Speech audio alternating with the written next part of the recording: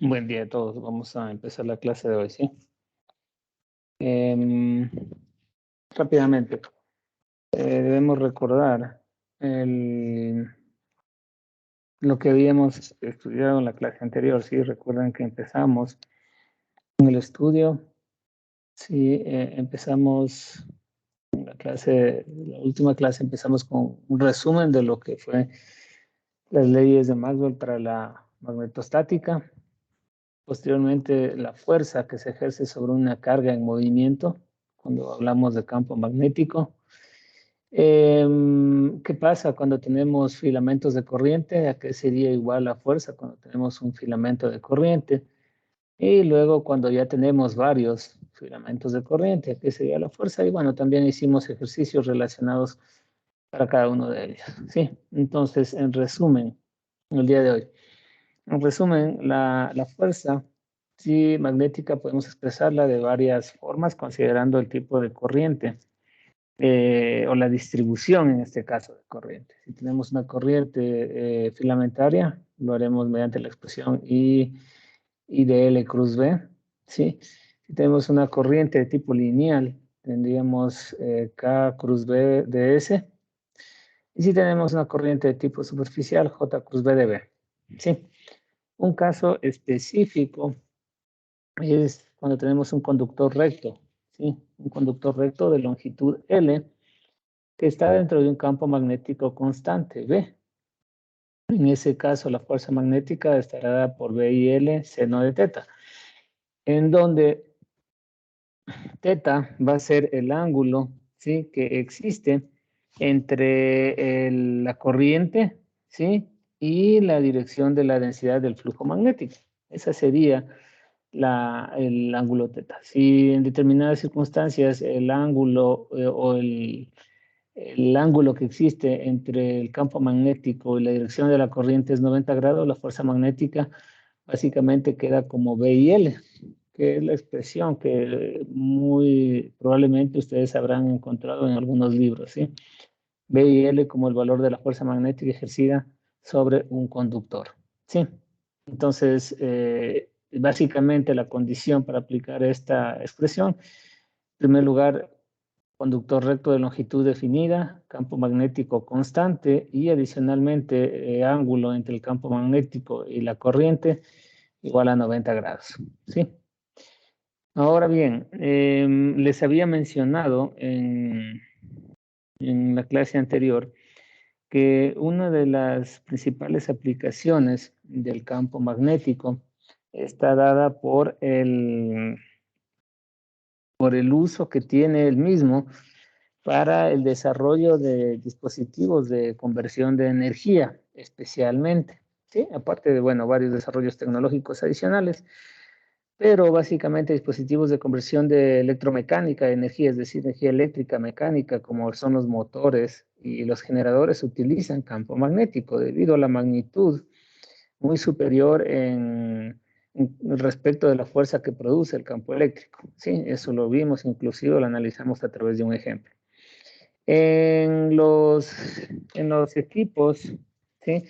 De conversión de energía, la forma típica de realizar esto es a través de devanados, ¿sí?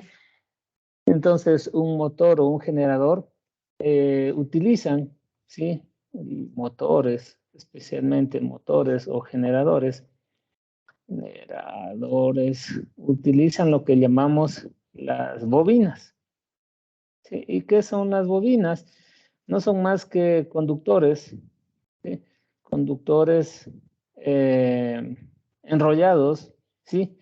Que forman una espira, ¿sí? Conductores que forman espiras, eso es, ¿sí? Es decir, estas bobinas, por ejemplo, no es más que un conductor, ¿sí? Que ha tenido, por ejemplo, una forma cuadrada o rectangular y se van continuamente poniendo varios de estos uno sobre otro. Y básicamente esto sería lo que es una espira, ¿no? Aquí tendríamos, por ejemplo, una bobina formada por dos espiras, esta de aquí abajo y luego la de aquí arriba. Entonces, la pregunta es, ¿cómo es la fuerza sobre este tipo de dispositivos, siendo que las bobinas son un componente principal de los dispositivos de conversión de energía. La pregunta es cómo se manifiesta la fuerza en este tipo de dispositivos o en este tipo de construcciones, ¿sí? Que son las bobinas, ¿sí? Entonces, básicamente, esta sería la bobina, ¿no es cierto? Entonces, en este caso, las bobinas casi siempre son cerradas y un análisis fácil o un primer análisis sencillo sería preguntarse cómo es la fuerza en una bobina como estas, ¿sí? Entonces podemos tomar un caso sencillo, una bobina cuadrada, ¿sí? Una bobina cuadrada de conductor por el cual circula una corriente I, ¿sí? Vamos a ponerle que por aquí circula esta corriente I, y a esta bobina la ponemos dentro de un campo magnético, ¿sí? La ponemos dentro de un campo magnético B. Y la pregunta es, ¿se ejerce fuerza sobre esta bobina, dado que a través de ella circula esta corriente I?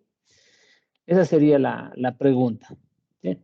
Y para resolverla o para responder esta pregunta, hagamos un análisis, ¿sí? El primer caso sería, ¿qué pasa si la bobina o la espira está dentro de un campo magnético B que es uniforme y constante? ¿Sí?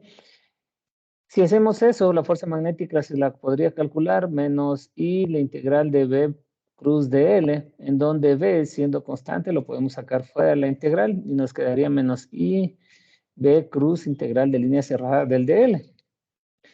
Es decir, estamos integrando a lo largo de una trayectoria cerrada. Y una integral a lo largo de una trayectoria cerrada, una integral de línea, vale cero, por definición. ¿Qué quiere decir? Que la fuerza magnética neta sobre esta bobina vale cero, ¿sí? Es decir, si ponemos a la bobina, y lo podemos hacer rápidamente al análisis, ¿no? Si yo pongo la corriente en esta dirección, ¿no?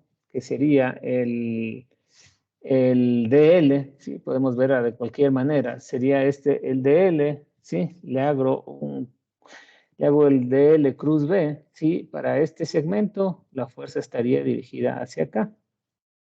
Sí, ahora en este segmento la corriente va en esta dirección, el B va hacia arriba, la fuerza estaría dirigida hacia acá.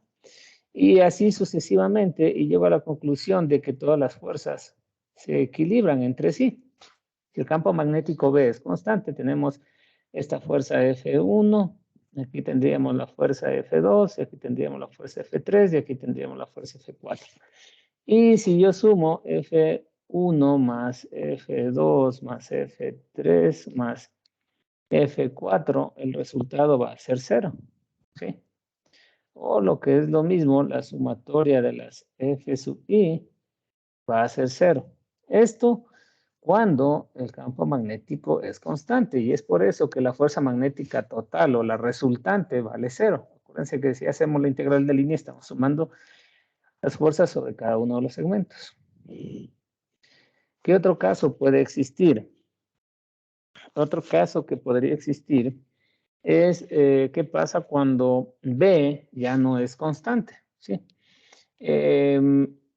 Si B no es uniforme ni tampoco es constante, quiere decir que necesariamente debo evaluar la integral de línea cerrada de B cruz de L, y esta integral va a ser distinta de 0. Por lo tanto, la fuerza magnética total va a ser distinta de 0. ¿Sí? Entonces aquí hay dos casos importantes que deben ser analizados. ¿Sí? Un caso con B constante y uniforme, y el otro caso cuando B no es uniforme. ¿Sí? Primero, ya tenemos un primer análisis, ¿sí? ¿Qué sucede con la fuerza? ¿Sí? Ahora bien, ustedes saben que en general los motores y los generadores son máquinas de tipo rotatorio. ¿Sí? Rotatorio. ¿Qué quiere decir? Que giran. Y si el movimiento es de tipo circular, una variable de interés posiblemente más importante que la fuerza es el torque. ¿Sí? Porque el torque nos dice en qué dirección gira y con qué magnitud de fuerza gira. ¿Sí? Entonces, más bien la pregunta sería, una vez que ya nos hemos contestado que la sumatoria de las fuerzas vale 0, es posible que una espira que está dentro de un campo magnético B gire, o lo que es lo mismo, la pregunta se resume, ¿qué sucede con el torque? Sí, esa es la pregunta. Y bueno, para responder esto también tenemos que, en primer lugar, recordar qué es el torque. El torque no es más que R cruz F, ¿sí? En donde R es el radio o el brazo de la fuerza, así se lo denomina. Y F, bueno, pues es la fuerza aplicada. Entonces, por ejemplo, adicionalmente, para poder resolver esto, necesitamos dos cuestiones más. ¿Cuál es el origen o cuál es el punto en donde se está calculando el torque o cuál es el eje de rotación? Y también nos interesa cuál es el punto de aplicación de la fuerza, ¿sí? Entonces, si tenemos un punto que yo lo voy a llamar O, y sobre este yo tengo, por ejemplo, un dispositivo, no sé, que tiene, por ejemplo, esta forma, y sobre este punto de aquí yo voy a aplicar una fuerza, por ejemplo, una fuerza F. Yo puedo calcular cómo rota este dispositivo, ¿sí? Básicamente definiendo a este como R, que sería el radio de la fuerza, este sería el origen, y este sería el punto P, o el punto de aplicación de la fuerza. ¿Y dónde se va a calcular el torque? El torque se va a calcular sobre este punto, ¿sí? Sobre el punto, sobre el origen, en ese punto se calcula el torque, ¿sí? Y el torque puede estar o saliendo de la página o entrando de la página. ¿Y qué me dice? Me dice la dirección en la que gira este dispositivo verde al haberle aplicado la fuerza F. ¿Sí? Entonces, en este caso específico, el torque estaría saliendo de la pantalla, ¿sí? Indicándome que este dispositivo verde, por efecto de esta fuerza F, va a tratar de girar en este sentido. ¿Sí? Eso es lo que me está diciendo el torque.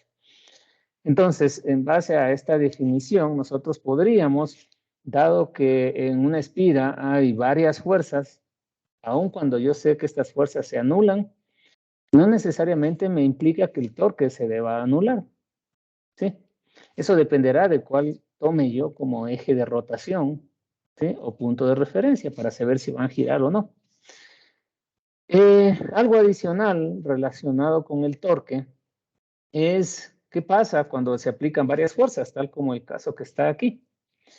Entonces, cuando se aplican varias fuerzas, lo único que hay que hacer es el sumatorio de los torques de cada una de las fuerzas. Es decir, ¿qué pasa si ahora yo, por ejemplo, aplico una fuerza acá? Si pongo aquí mismo una fuerza, en este punto aplico ahora una fuerza F2, entonces necesito definir un R2. Y por efecto de estas dos fuerzas, ¿qué va a pasar al cuerpo? ¿Va a girar? ¿En qué dirección va a girar? Entonces, ¿qué hago? Bueno, calculo el torque debido a esta fuerza F, calculo el torque debido a F2, sumo el efecto de los dos torques y con eso tengo el resultado, que es lo que está expresado mediante esta expresión. Sin embargo, volvamos al caso nuestro, que sea una espira que está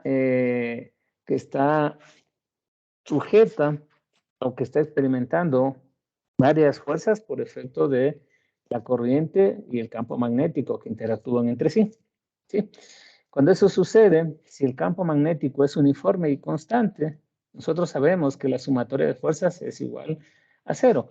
O lo que es lo mismo, si yo considero solamente, como en este caso, la fuerza 2 y la fuerza 1, que me implicaría que la fuerza 1 más la fuerza 2 es igual a 0, o lo que es lo mismo, la fuerza 1 es igual a menos la fuerza 2. O en magnitud, ambas son de la misma magnitud. ¿Sí? Bueno, dejémoslo aquí sin magnitud. ¿Por qué? Porque si yo conozco esto, lo único que hago, ¿no? Saco el factor común, pongo aquí signo negativo y llego a la conclusión de que el torque no es más que el R2 menos R1 cruz F. ¿Sí? O lo que es lo mismo, este es el vector distancia entre los dos puntos en donde se aplicaron la fuerza con la fuerza de F1. ¿Sí? Es decir, para ese caso yo necesitaría solamente calcular este vector, que está aquí, en donde este sería el R21, ¿sí? Y listo, y con este y la fuerza ya podría calcular el torque. O resumiendo, que el torque puede ser calculado independientemente del origen o independientemente del eje de rotación, donde está ubicado el eje de rotación, sino solamente conociendo la posición relativa de los puntos en los que se ejerció la fuerza. ¿Sí? Esto como un cálculo o como un recordatorio de lo que ustedes ya conocen respecto del torque. Ahora sí, calculemos el torque en el caso de una espira. ¿Sí? Entonces, consideremos esto. ¿Sí? En primer lugar, consideremos un lazo diferencial de corriente. ¿Sí? Entonces, aquí sea un lazo diferencial de corriente. ¿Sí? ¿Qué implica esto? Que es un lazo muy pequeño en donde los lados de esta espira, ¿sí? Tienen longitudes diferenciales, un de X de un lado y un de Y del otro lado, ¿sí? ¿Qué características tiene este lazo diferencial de corriente? Bueno, que está ubicado en el plano XY. ¿Sí? Si ustedes ven, aquí está X, aquí estaría Y. Por lo tanto, está ubicado sobre el plano XY. ¿Sí? ¿Qué más? Sus lados son paralelos, ¿sí? Tanto a X como a Y. Entonces tenemos un lado paralelo al eje X y los otros dos lados paralelos al eje Y. ¿Sí? Y siendo un lazo diferencial de corriente, como les mencioné, sus lados tienen una longitud igual a un de X y un de Y. ¿Sí? Muy pequeños. El hecho de que esté ubicado en el plano XY, ¿sí? A esto se lo suele denominar que es una espira o un lazo planar. ¿Sí? ¿Qué significa que sea planar? Que forma un plano, que sus cuatro lados forman un plano. ¿Qué ejemplo no sería una espira planar? ¿Sí? Miren, si a este nosotros lo vemos cortado con el plano XZ, ¿qué veríamos? Veríamos una línea recta nada más. ¿De qué longitud? De longitud de X. ¿Sí? Ahora, ¿cómo puede ser una espira no planar? ¿Sí? Una espira no planar, por ejemplo, es aquella que a pesar de que la veamos en el plano XY como una espira, si yo lo veo en el plano XZ, se la puede ver de esta manera. ¿Sí? ¿Qué quiere decir? Que no está formando un plano, ¿sí? Sino que, no sé si la puedo dibujar en 3 dimensiones, sería algo así como esto, ¿no? Una espira así, viene aquí y forma algo así. Entonces, a esta espira, si ustedes la ven desde arriba, la ven como un plano, pero si ya la ven de lado, ven que no está formando un plano, ¿sí? Está formando en realidad dos planos, ¿no es cierto? Entonces, esa es la diferencia entre una espira planar y una espira no planar. En este caso, por las consideraciones mismas que estamos haciendo al problema, estamos diciendo que se trata de una espira planar.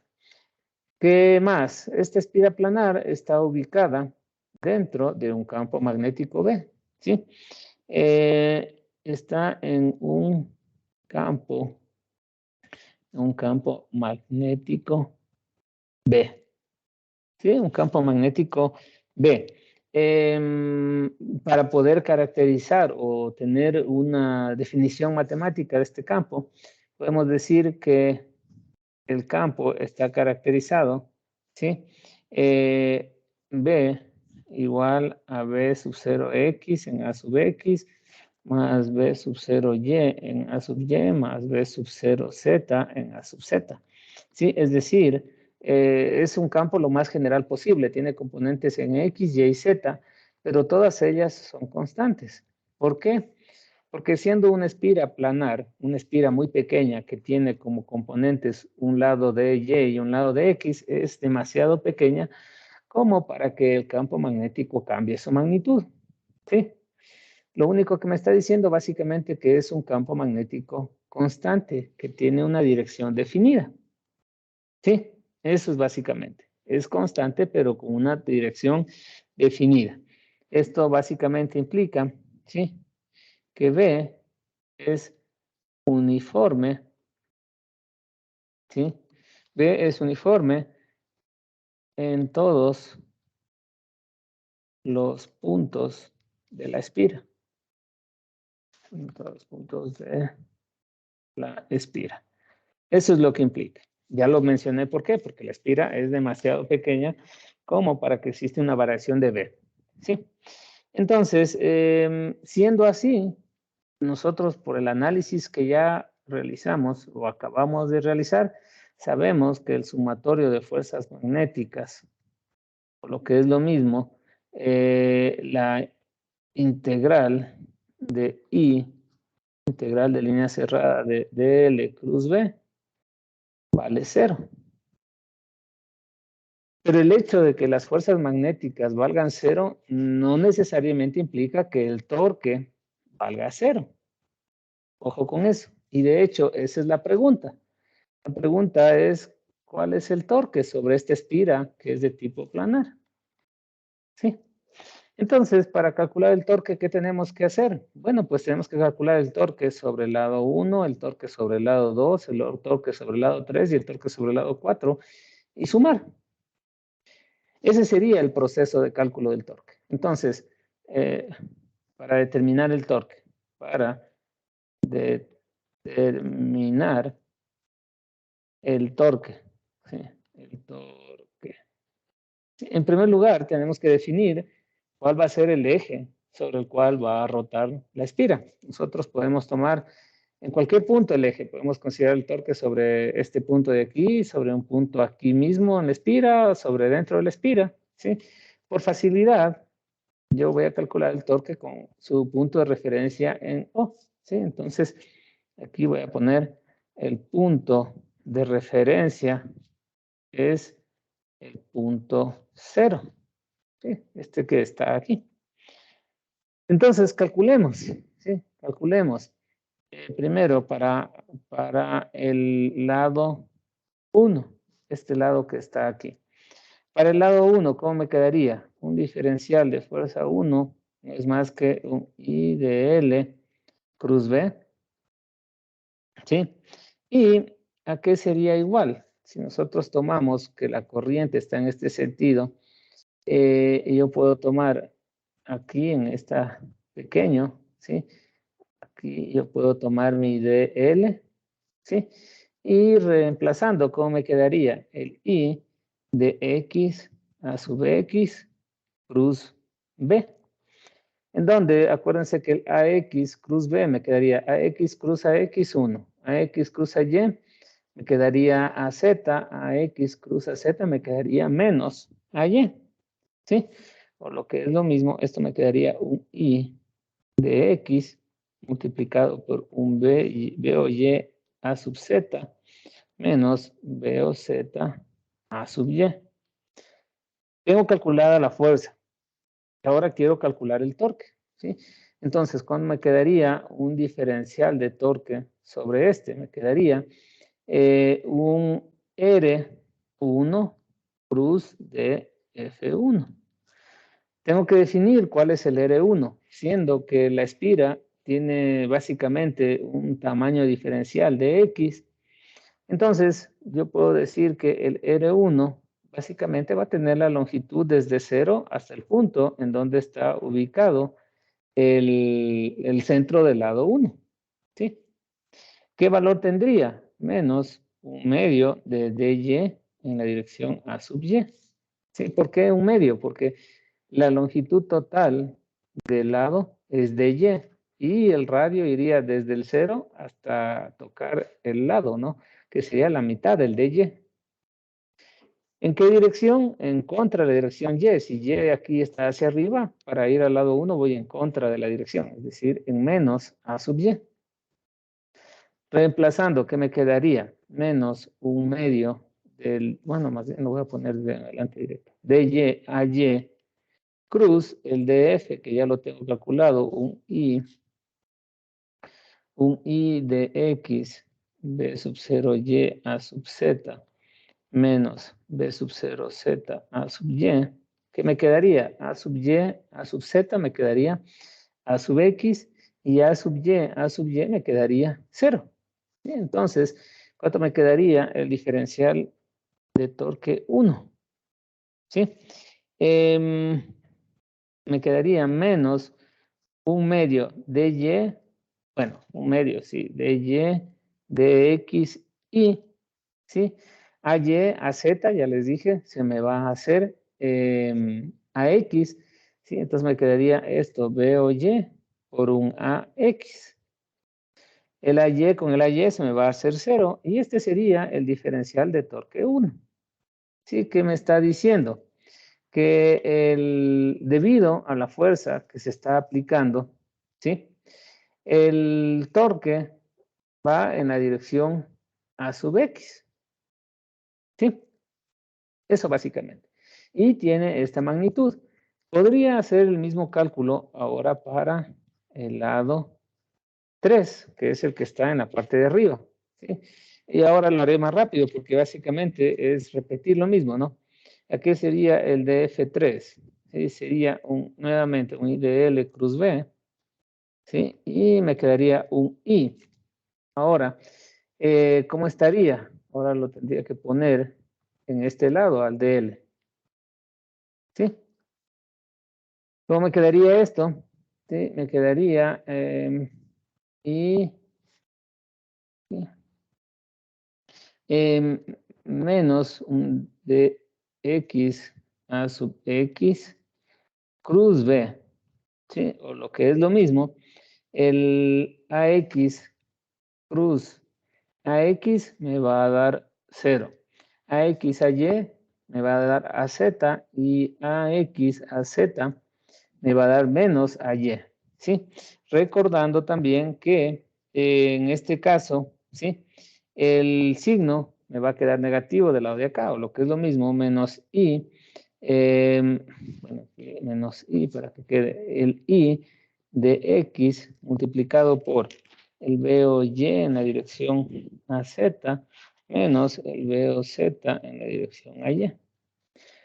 El torque me quedaría el R, vamos a ponerle el R3 cruz de F3. De F3. Este es cruz de F3. ¿Cuánto vale el R3? El R3 en magnitud va a ser lo mismo, un medio de DY, pero ahora está hacia arriba, hacia acá, ¿no? Entonces sería un medio de Y a sub Y cruz el DF, que sería el menos el I, control Z, menos el I de X multiplicado por B o Y a sub Z menos B o Z a sub Y. ¿Sí? Como resultado de esto, el torque en 3, en este caso, ¿sí? El torque en 3, ¿cuánto sería? Me quedaría menos un medio de X de Y, ¿sí? Y B o Y, ¿sí? En la dirección a sub X. Que nuevamente me queda igual que el DT1. Aquí es medios, un medio de X de Y B o Y en la dirección a sub X. O lo que es lo mismo, esto es igual al DT1. Es decir, en el lado 3 y el lado 1 tenemos los mismos valores. Y lo mismo podemos hacer para el lado 2, ¿sí? Y el resultado de hacer esto para el lado 2, ¿qué nos entregaría? ¿Sí? Para el lado 2 y también lo mismo para el lado 3, para el lado 4, ¿sí?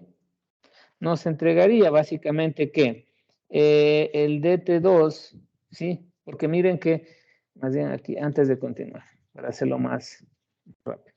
¿Sí? Entonces aquí nosotros decimos, ¿cuánto vale el DT1 más el DT3? Me quedaría dos veces esto, ¿no? O lo que es lo mismo, me quedaría menos de X de y B o Y en la dirección a sub X. Menos un medio, me queda menos 1 y este sería el valor de DT1 y DT3. ¿Sí? Si yo hago lo mismo para el DT2 más el DT4, ¿sí? El resultado, ¿cuánto sería? Me va a quedar un DX de Y B o X en la dirección a sub Y. ¿sí? Que si yo sumo todo esto, o si yo hago que el diferencial de torque total, que no es más que el sumatorio de los d de torque sub i, ¿sí? Aquí los d sub i, sumatorio en i, es decir, somos dt1, dt2, dt3 y dt4, me va a dar nada más que tomando factores comunes i de x, y de y aquí me quedaría b o x en la dirección a sub y menos b o y en la dirección a sub x. ¿Sí? Sumando estos cuatro me quedaría esta expresión. Pero esta expresión nosotros la podemos obtener haciendo un AZ cruz B sub 0. ¿Sí? Miren que si yo hago AZ cruz A sub X, me queda menos A sub Y. Sería B sub 0X menos A sub Y. ¿Sí? B sub 0X A sub Y. Y aquí me quedaría el AZ cruz AZ0, AZ cruz AY, quedaría AZ. No, aquí el AZ AX me quedaría con más A sub Y, ¿no es cierto? B sub 0X más A sub Y, que es el que está aquí, y el AZ cruz AY me quedaría menos B sub 0Y en A sub X, ¿sí? O, en resumen, esto me está diciendo que el diferencial de torque no es más que un I de X de Y A sub Z cruz B sub 0, ¿sí? Pero, si nosotros miramos esto de aquí, dx, dy en la dirección a sub z, esto es un diferencial de superficie. ¿Sí? Es el diferencial de superficie o el diferencial vectorial de superficie de la espira, porque la espira, para encontrar su diferencial de superficie, tendríamos que multiplicar el lado de x, el lado de y el vector unitario perpendicular a dicha superficie, que es el AZ. ¿Sí? Entonces, en resumen, el diferencial de torque de esta espira estaría dado por un I de S cruz B. Sí, aquí es B. Un I de S cruz B. ¿Sí? Y obviamente, si quiero calcular el torque total, ¿qué tendría que hacer? Hacer la integral, ¿no? ¿Sí? Y este sería el torque en una espira planar. ¿Sí?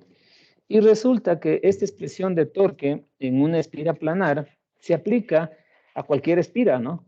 Es decir, el torque total no sería más que I, la integral del ds cruz B.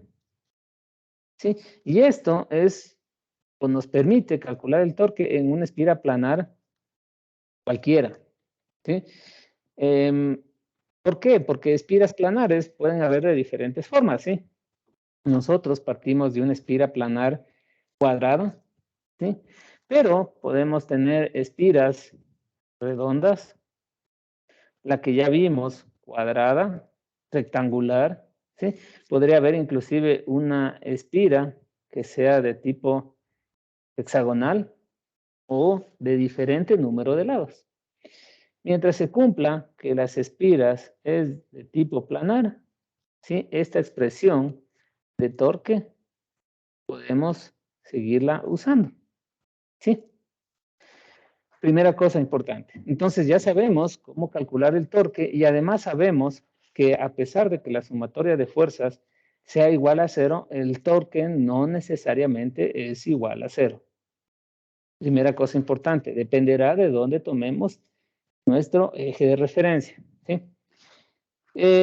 Una segunda cosa importante y que tal vez para ustedes no es fácil de verlo, ¿sí? Miren que el diferencial de torque es igual a un I de S cruz B, ¿sí? Si nosotros, bueno, déjenme ver si lo encuentro rápidamente. Creo que estaba por aquí. Si nosotros nos fijamos en... Ya. Si nosotros nos fijamos o recordamos cómo era el dipolo eléctrico, ¿sí? Mientras íbamos calculando cómo era el potencial en el dipolo eléctrico, veíamos que el potencial y el campo dependían de un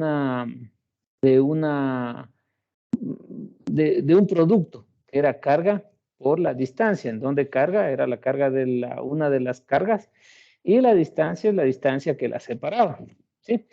Y de hecho, aparecía una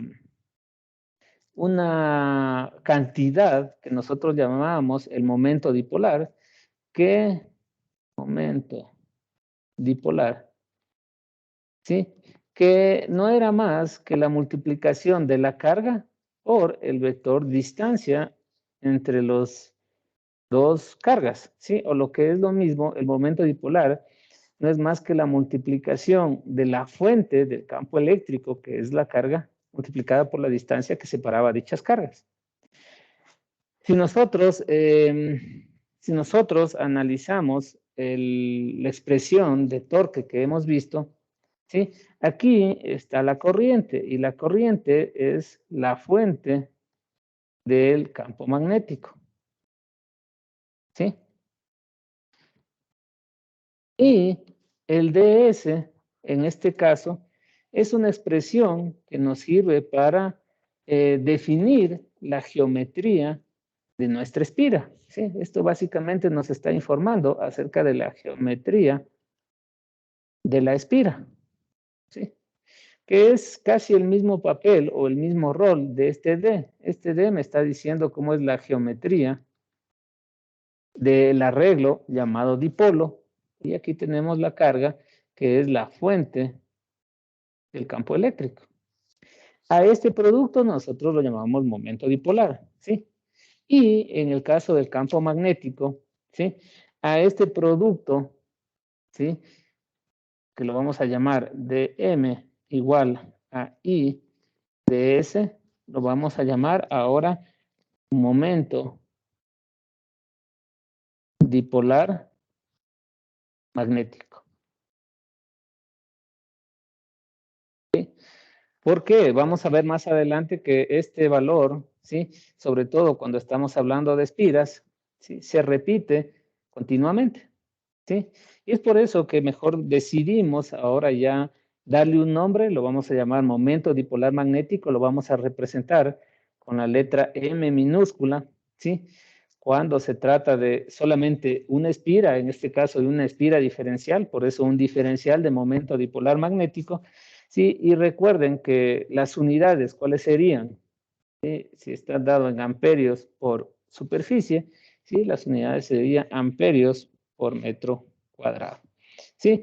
Y básicamente es el análogo al campo eléctrico, porque en el campo eléctrico teníamos la fuente del campo eléctrico, que era Q, con la geometría que estaba dada por la distancia, y aquí tenemos la corriente con la geometría de la espira, ¿sí?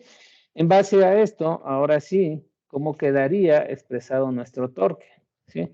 El diferencial de torque no sería más que el momento dipolar magnético plus B, ¿sí?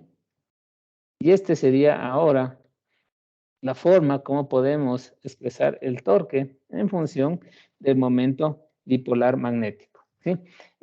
Aquí nuevamente les hago una analogía. En el caso eléctrico, ¿sí?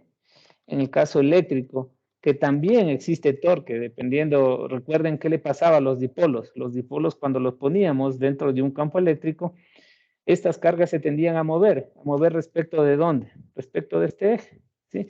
Si el campo magnético era muy fuerte, inicialmente, ¿cómo estaba este dipolo inicialmente? Inicialmente podía estar en esta posición, ¿sí?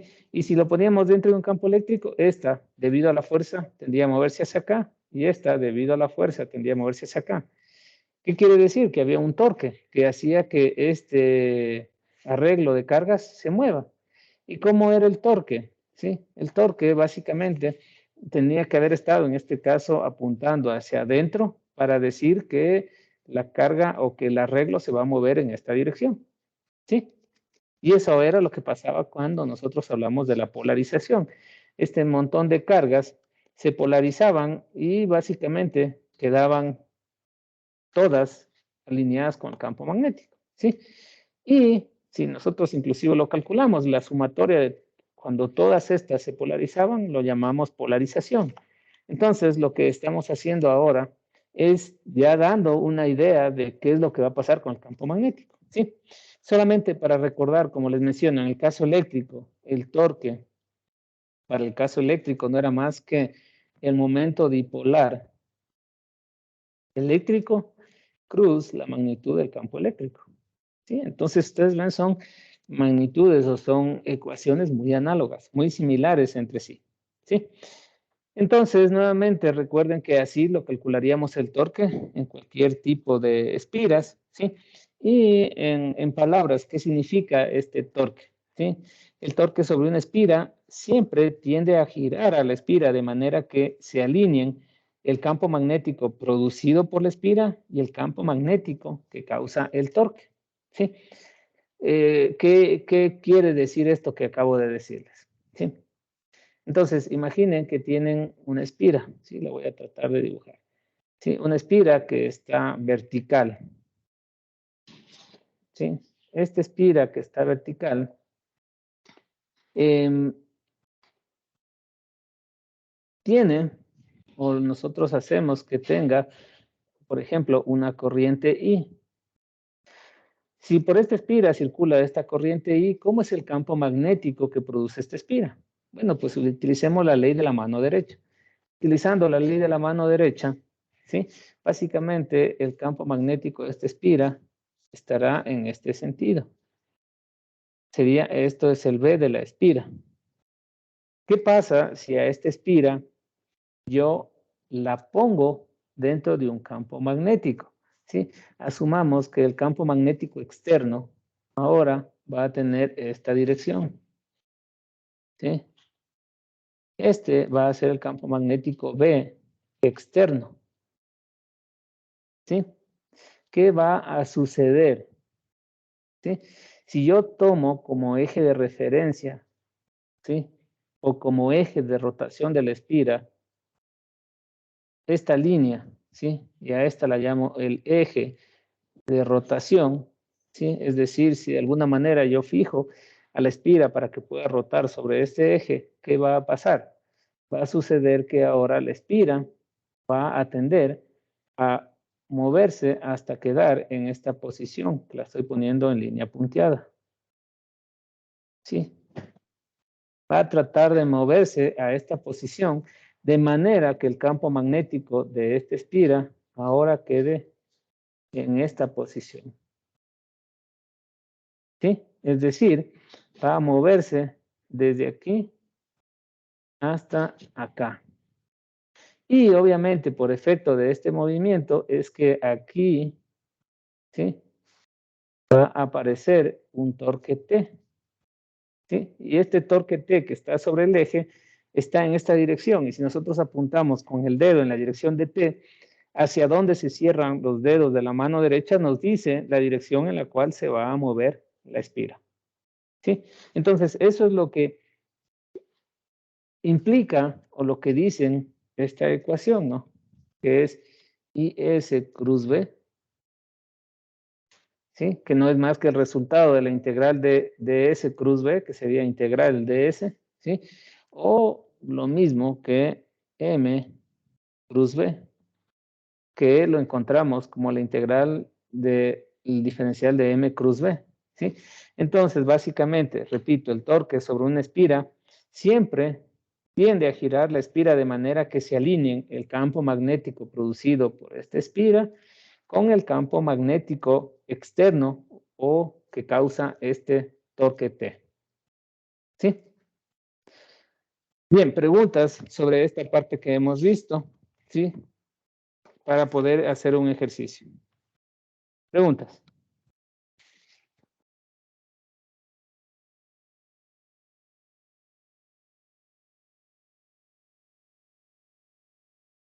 Hay preguntas. Listo. Entonces hagamos un ejercicio sencillo, un ejercicio rápido. ¿Sí? nos piden, encuentre la fuerza magnética, ni siquiera la fuerza. Encuentre, aquí ponemos el torque.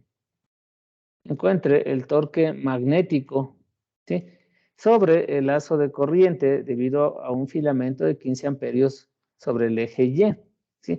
Entonces, miren, se tiene sobre el eje Y una corriente o una corriente filamentaria, ¿sí?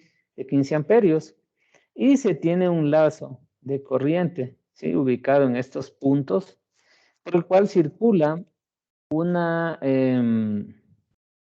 corriente de 2 miliamperios. Entonces la pregunta es, ¿gira? ¿No gira? Sí. Y obviamente para eso, ¿qué tenemos que hacer? Tenemos que definir un eje sobre el cual vamos a analizar. ¿Sí? Entonces, ¿cuál le ponemos como eje de referencia? A ver. Mm, mm, mm, mm. Pongámosle como eje de referencia.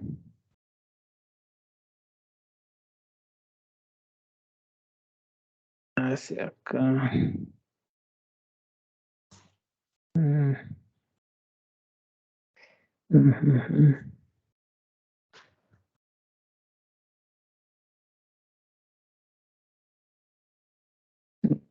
No va a girar. Ya. Tomémosle como eje de referencia a este punto.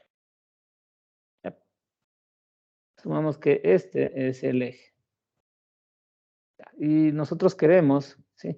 El eje que esté ubicado, si aquí es en X1, 3, que este sea el 2. Este sería 2, 0, 0. Y aquí tendríamos 2, 2, 0. ¿Sí? Para que sean estos puntos. Y este que sea el eje respecto al cual queremos saber si gira o no gira, este expira. ¿Sí? ¿Qué es lo que tendríamos que hacer? ¿Sí? Básicamente hay dos caminos. ¿Sí? La forma de solución 1, ¿qué sería? Calcular, ¿no? Calcular cuánto sería la fuerza neta, ¿sí? La fuerza magnética sobre la espira, que no sería más que el sumatorio de las fuerzas sub I, ¿sí? Es decir, la fuerza sobre cada uno de los ejes, o lo que es lo mismo, el I integral del dl cruz B. Una vez que calculamos las fuerzas I, me quedaría calcular el torque total, ¿sí? Como el sumatorio de los R sub I cruz F sub I. ¿Sí? Esta sería la forma de solución 1. ¿Y cuál sería la forma de solución 2? La forma de solución 2 sería la más sencilla, ¿no? El torque no sería más que el I S cruz B, el diferencial de superficie cruz B.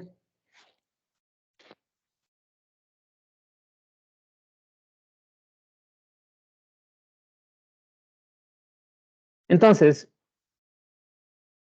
¿qué haríamos antes de iniciar el proceso de solución? En primer lugar, veamos qué sucede con las fuerzas.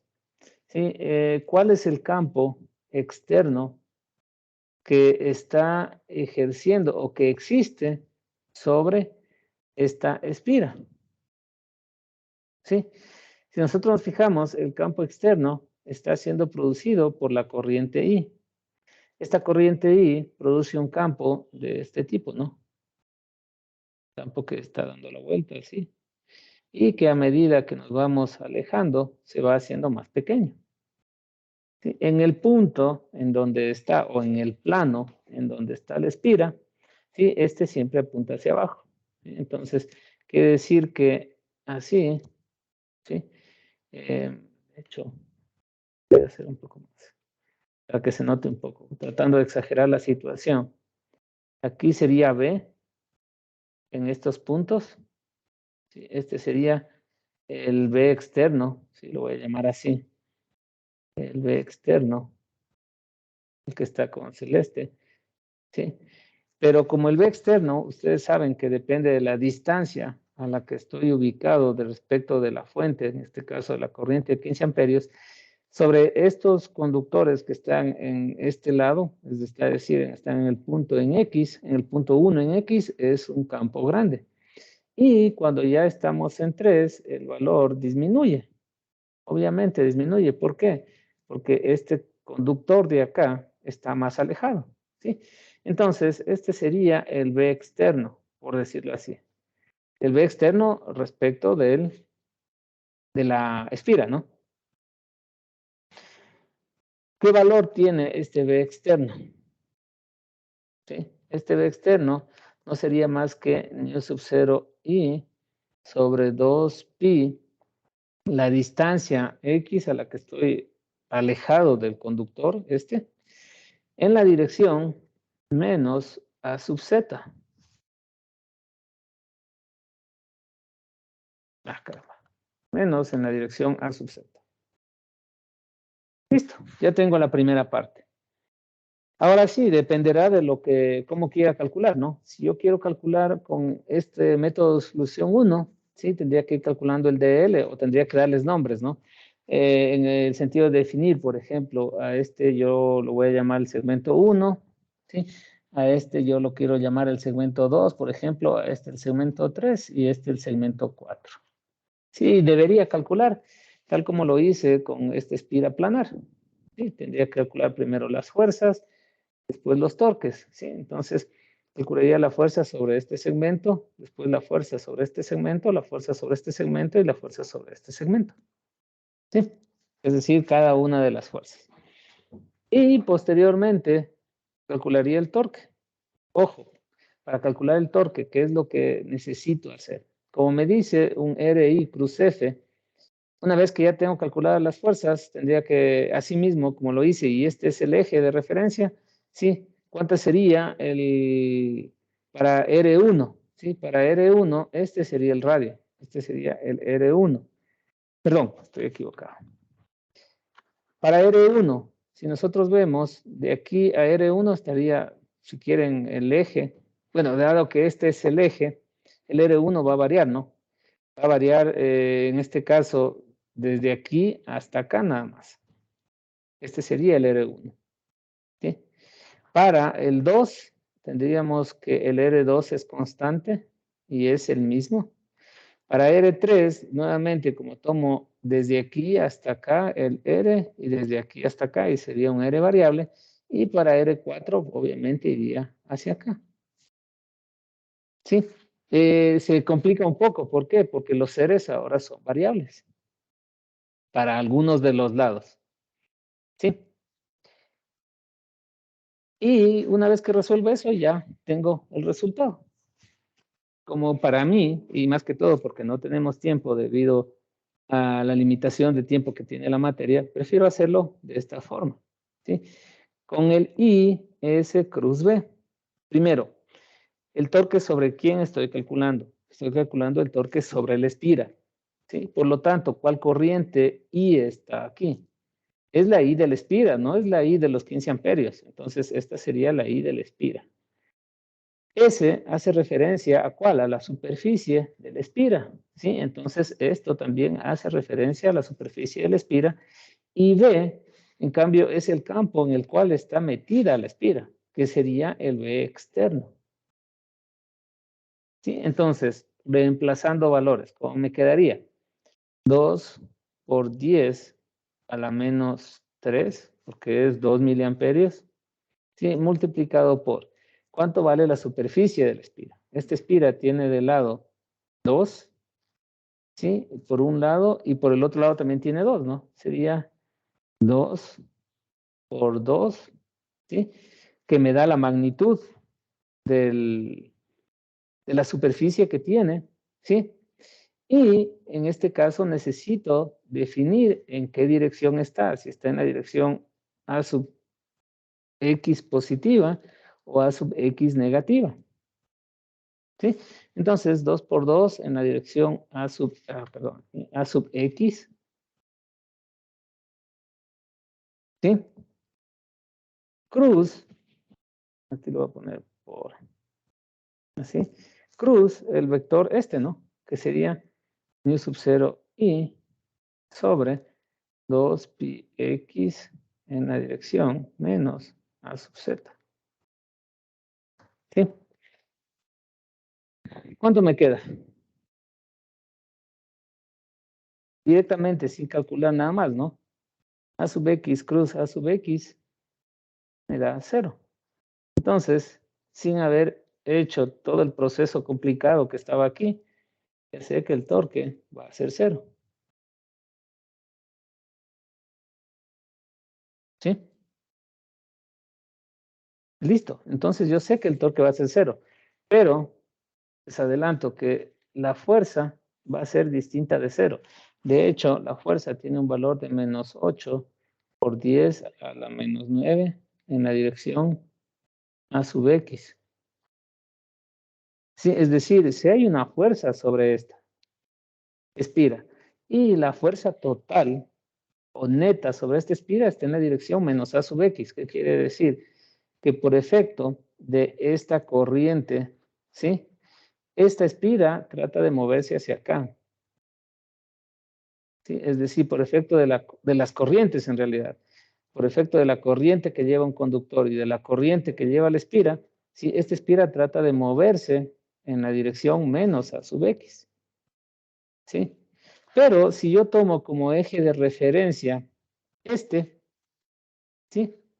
La espira no se mueve porque el movimiento o la fuerza, ¿hacia dónde va?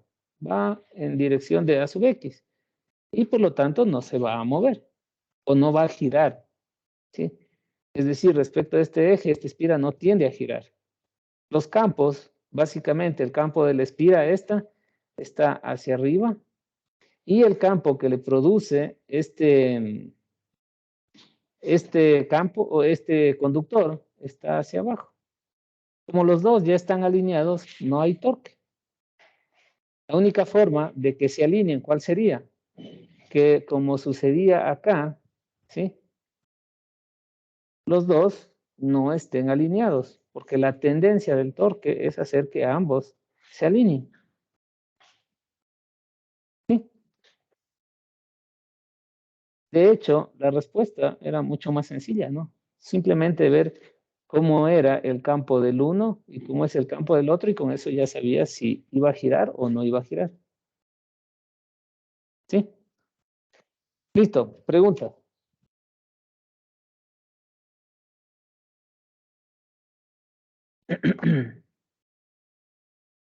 Eric.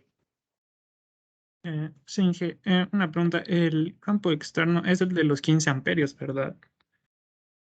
15 amperios es la corriente. El Ajá, campo externo es el que produce dicha corriente.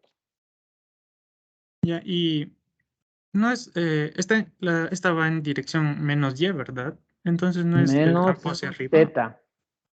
Así, ve, aquí está el campo externo, está en la dirección menos Z.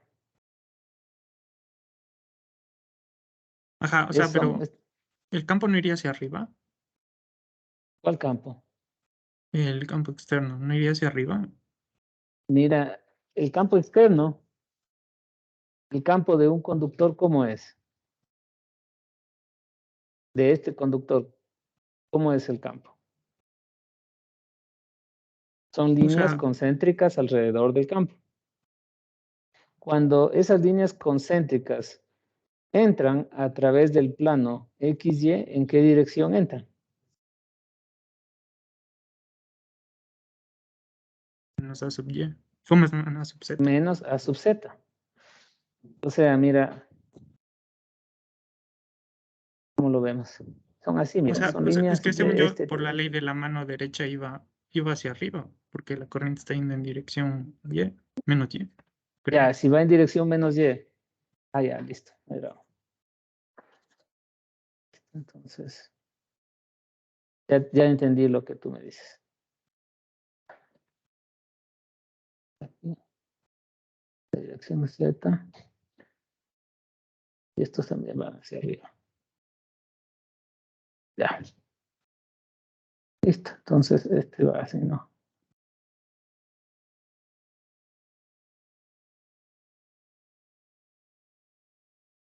Entonces sí, van hacia acá arriba. Hacia acá arriba va el externo. Con una magnitud más grande aquí y más pequeña en el lado de acá. Listo, y está en la dirección a Z.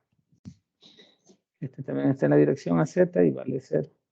Por lo tanto, ¿cómo son los campos? El del uno y del otro están en la misma dirección.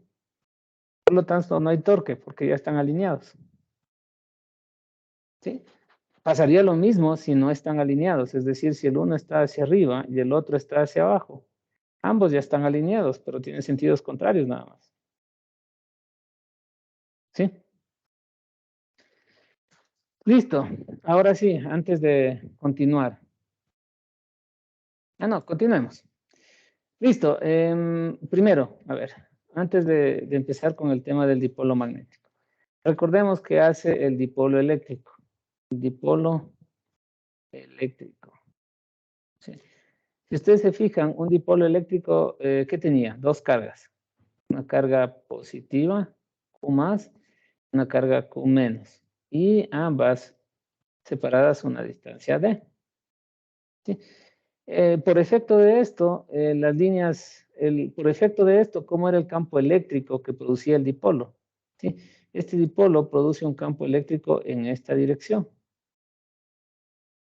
¿Sí? Que va desde la carga positiva hacia la carga negativa. Este es el campo eléctrico del dipolo. ¿Sí?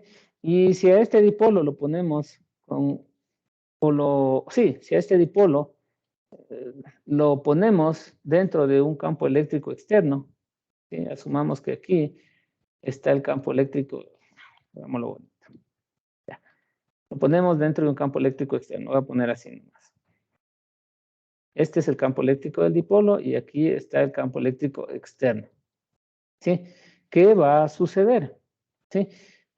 Va a suceder que, acuérdense que el campo eléctrico externo, que estoy viendo así, que se vea. Quiere decir que por aquí estuvieron los más y por acá estuvieron los menos. Entonces, ¿qué va a pasar? ¿Sí?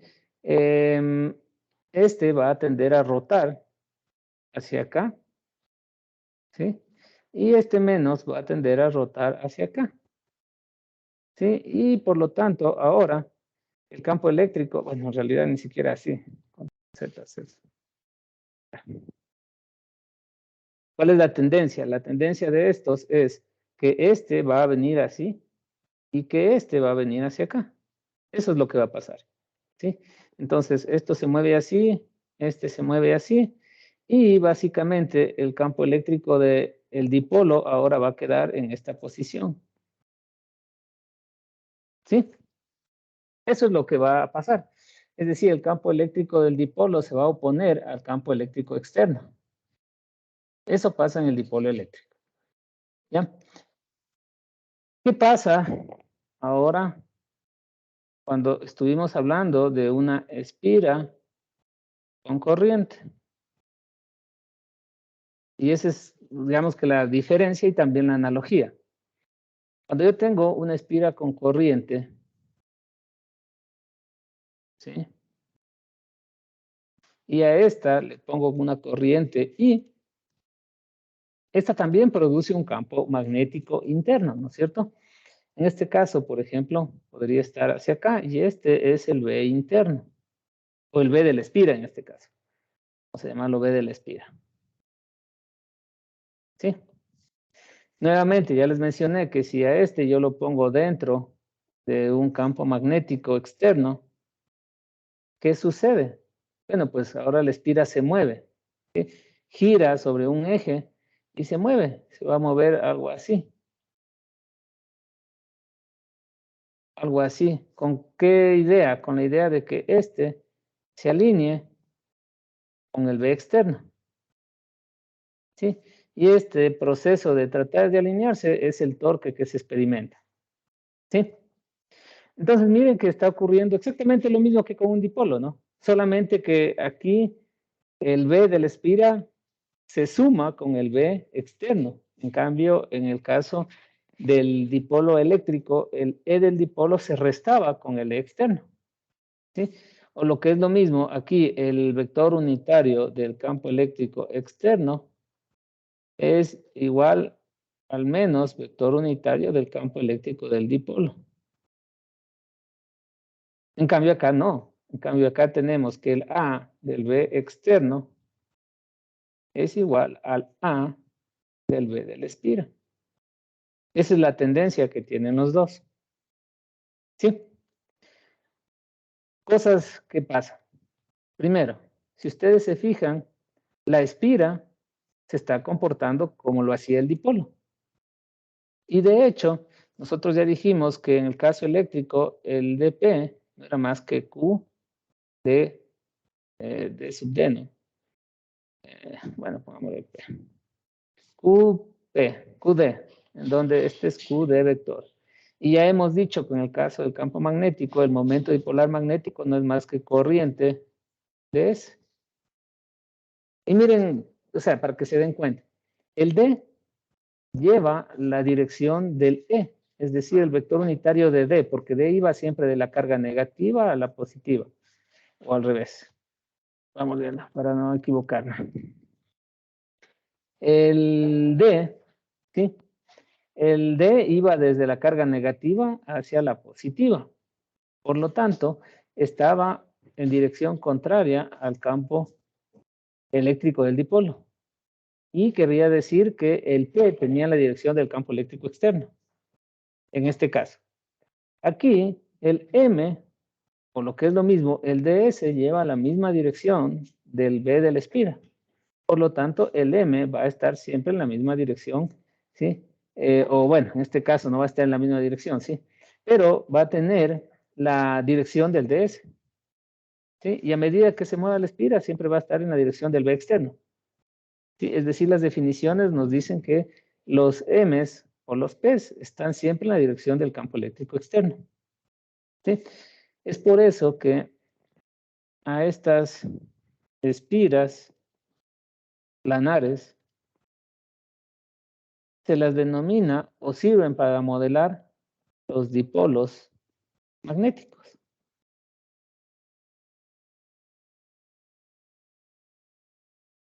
¿Nosotros qué hicimos con el dipolo eléctrico? Con el dipolo eléctrico representamos algo que pasaba en la realidad, que es lo que sucede en la vida real. En la vida real, las cargas son de tipo, o las moléculas son de tipo polar o no polar. ¿Qué significaba de tipo polar? Que ya tienen campo eléctrico definido, es decir, internamente estas tienen un campo eléctrico E, así, o tienen un campo eléctrico E, así. Y las no polares, como el campo magnético de un lado estaba así, del otro lado así, la sumatoria se hacía cero.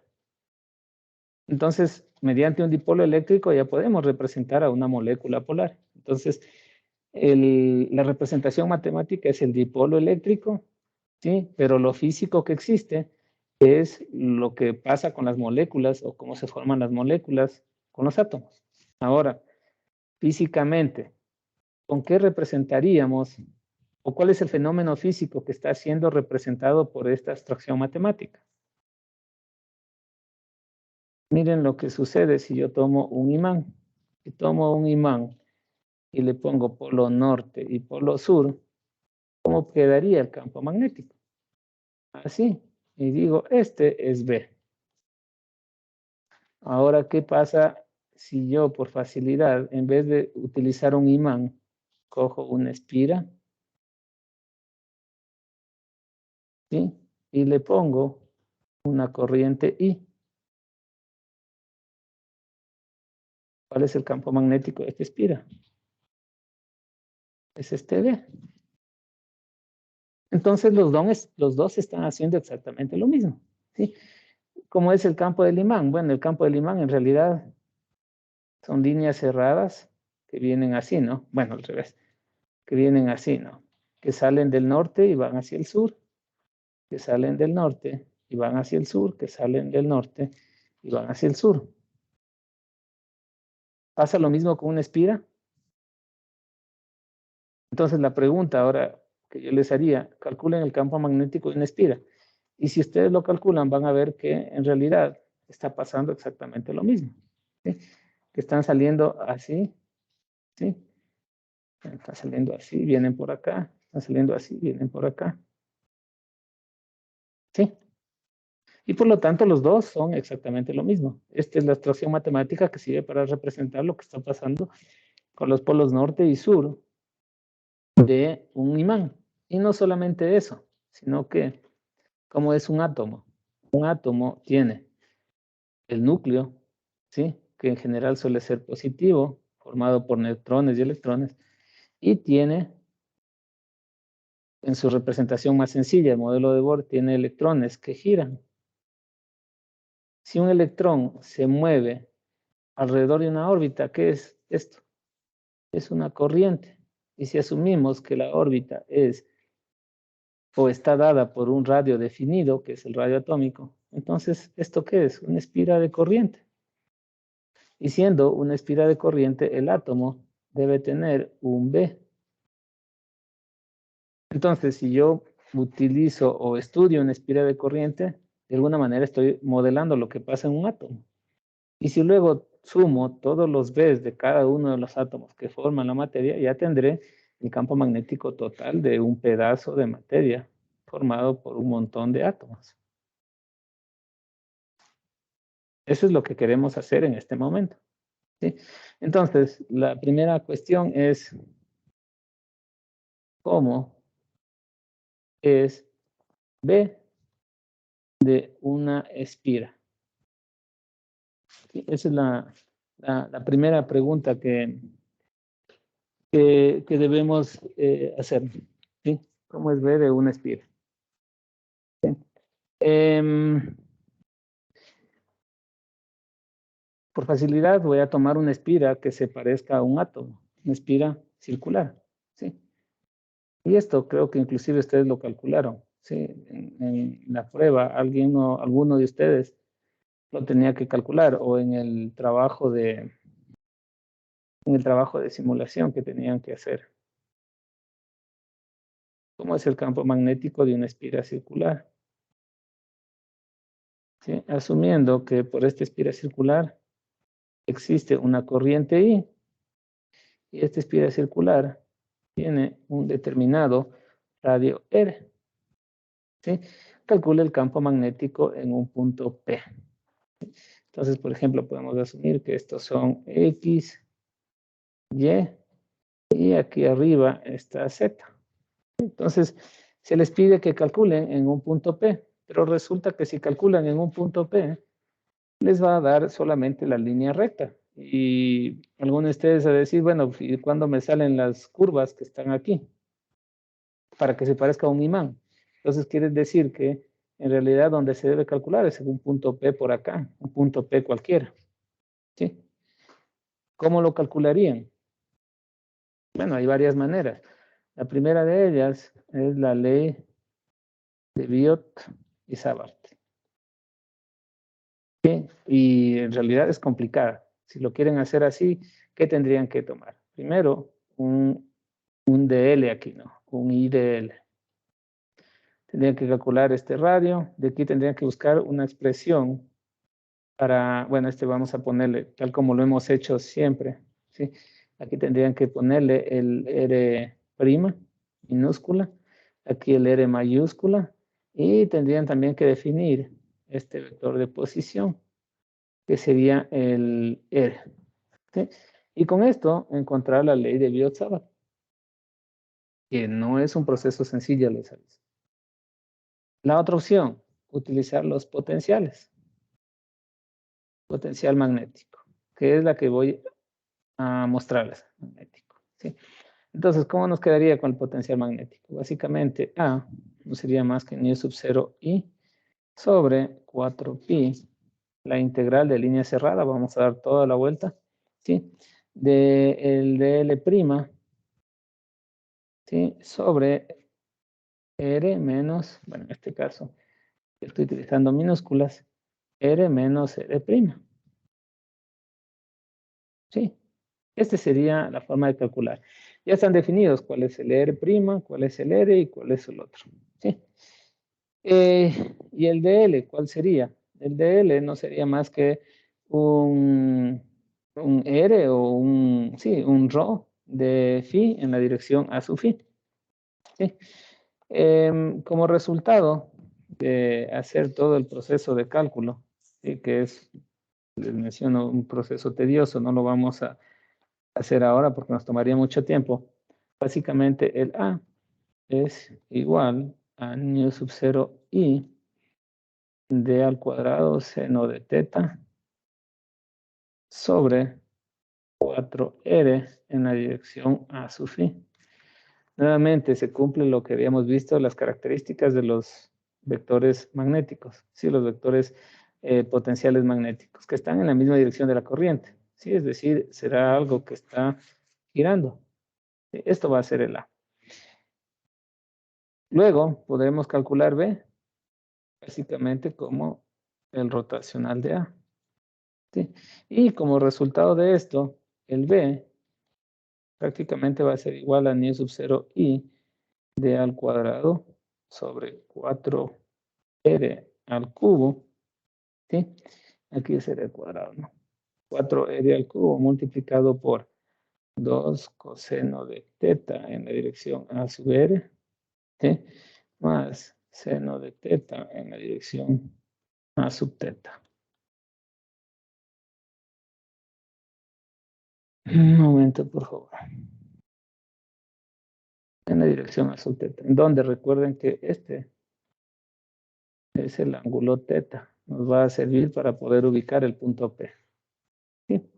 Y este sería el campo magnético producido por el dipolo. Y este es el campo magnético que nos produce estas líneas cerradas que son similares a las líneas cerradas que produce un imán. ¿Sí? Y básicamente aquí nos diría que si esta es la espiga, bueno, también hay líneas que vienen así, ¿no? Básicamente eso es lo que nos está indicando. ¿Sí?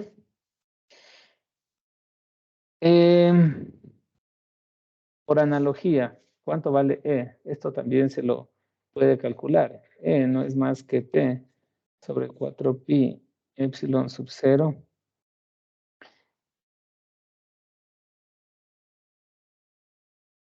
R al cubo multiplicado por 2 coseno de teta en la dirección A sub R más seno de teta en la dirección A sub phi. Si ustedes se fijan, el campo magnético y el campo eléctrico de un dipolo son bastante similares. I d al cuadrado, ¿sí?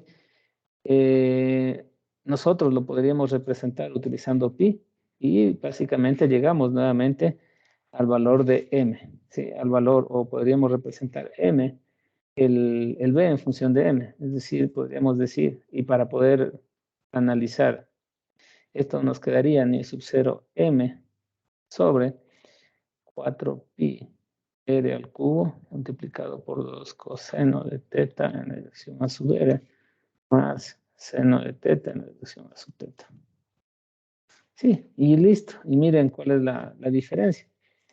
Ustedes ven, el campo eléctrico depende del momento dipolar eléctrico y es inversamente al cubo del radio, ¿sí? De la distancia. Aquí depende del momento dipolar magnético e inversamente proporcional al cubo del radio. Incluye el efecto del medio, en este caso sería el vacío, si es que están en el vacío, y también incluye el efecto del medio en el campo magnético. Y las componentes radiales y en la dirección teta también existen en ambos casos. ¿Sí?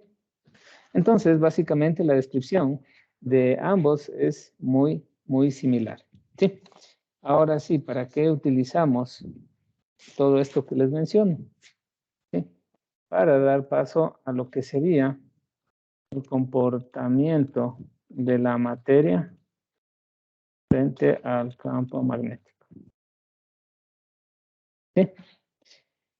Bien, simplemente para que quede todo esto ya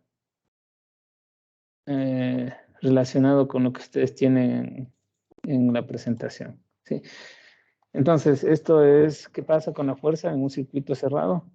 Si es que V uniforme La fuerza es esto y esta integral se hace cero, por lo tanto la fuerza se hace cero. Pero el torque no necesariamente es cero. Una definición de torque en donde, claro, está explicado cuál es el punto de inicio o el punto de referencia donde se aplica la fuerza y cómo iría el torque. Y si tienen varios puntos de aplicación, pues el torque es la suma de todos ellos. ¿Cómo sería el efecto de un lazo de corriente y cómo esto nos lleva a que el torque es I de S cruz B? ¿Sí? Y el momento dipolar magnético definido como la corriente por el diferencial de superficie a espiras planares de cualquier forma. ¿Sí? Con esto el torque no es más que el momento dipolar magnético cruz el campo magnético externo. ¿Sí? Si B es constante y uniforme, el torque se lo calcula de esta manera. ¿Sí? Y lo que les mencioné, que lo que hace el torque es girar la espira de manera que el campo magnético producido por la espira, que sería o está representado por M, eh, junto con el campo magnético externo estén alineados. ¿Sí? Este sería un caso de estudio muy similar al que hicimos, sin resolver el caso. ¿Gira o no gira? ¿Existe torque o no existe torque? ¿Sí? Depende, ¿no? Si yo le pongo el eje aquí, miren que por esta corriente el campo magnético de este espira está hacia arriba, de la espira. ¿Sí? Si yo le pongo a este como eje de rotación, ¿qué va a pasar? La espira necesariamente va a tratar de girar para alinearse con este campo magnético externo que está dado por las líneas negras. ¿Sí? ¿Cuál sería otra opción? La otra opción sería que yo le ponga un eje acá. Si yo le pongo a eje de rotación este, que voy a llamar un eje 2, ¿gira o no gira? No gira porque si yo lo sostengo desde estos dos puntos, a pesar de que la espira tiene tendencia a moverse, sí, no va a girar. ¿Por qué? Porque está sostenido sobre estos dos puntos y por lo tanto la espira se deformará, pero no girará. Podría también poner a este como eje de rotación, que sería el eje 3. ¿Y qué va a pasar? Sobre este solamente va a girar la parte superior hacia acá, ¿no? Y este eje de aquí o esta parte de abajo de la espira se mantendrá fija. Mientras que si pongo en el centro, tanto la parte inferior como la superior de la espira van a moverse. ¿Sí? Entonces, miren que el tipo de movimiento también va a ser distinto. Ahora yo podría inclusive poner el eje acá. ¿Cómo va a girar la espira? Pues solo la parte de abajo ahora se moverá hacia acá para que los dos campos magnéticos se alineen. ¿Sí? Bien, entonces, antes de pasar rápidamente con magnetización o permeabilidad, tomémonos 5 minutos, son las 14:24 hasta las 14:30. ¿Sí?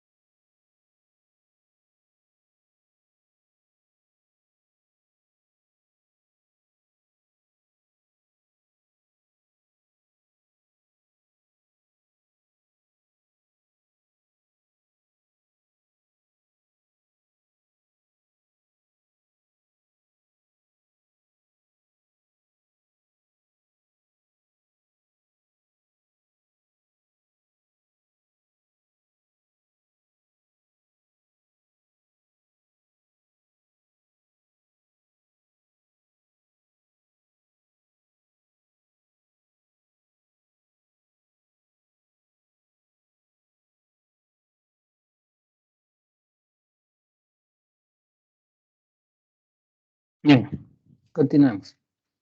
Entonces, ¿cómo se da o cuál es el comportamiento de la materia frente al campo magnético? A eso lo llamamos el fenómeno de la magnetización. Sí, básicamente lo que hay que recordar es que la materia está formada por átomos, ¿no? La materia está formada por átomos, ¿sí? Y este átomo lo podemos representar de varias formas, ¿sí?